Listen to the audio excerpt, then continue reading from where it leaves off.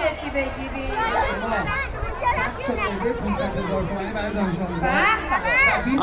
جایزه 1 میلیون برای معلم‌ها داره. به افتخارتون دست نمیزنی؟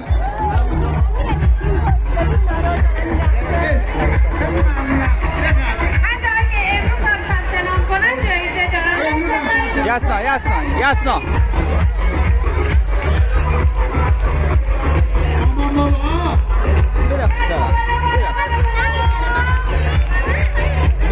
بیا bakalım. نگاه کن خب دعوت کنیم برای اینکه بشینن به تماشای یک نمایش باشن.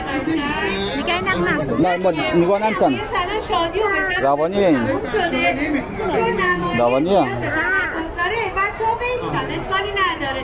اما معرفی بکنم نمایش راز خانم پاییز تولید واحد هنرهای نمایشی خانم پرورش فکری به سفارش شرکت گاز استان قزوین تولید شده برای نگاه‌های قشنگ بچه‌ها و خانواده‌ها. ممنون میشم آقای که نمایش حسابیتتون جمع کنید چه نمایش خیلی فاتی بله انشالله که لذت ببرن.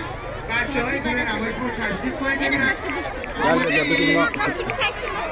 این نمایش ببینیم. کف کاری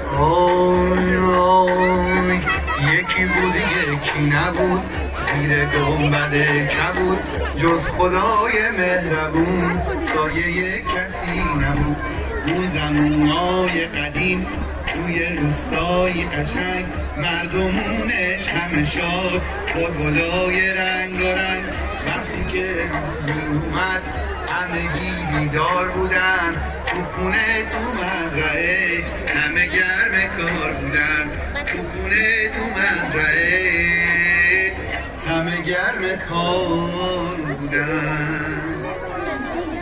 بله بچه های عزیزی آقا غلام و دخترش توی این روستای قشنگ شاد و سرحال زندگی می‌کردن. اونا عاشق گرمای فصل تابستون وقتی که تابستون از راه میرسید همه خوشحال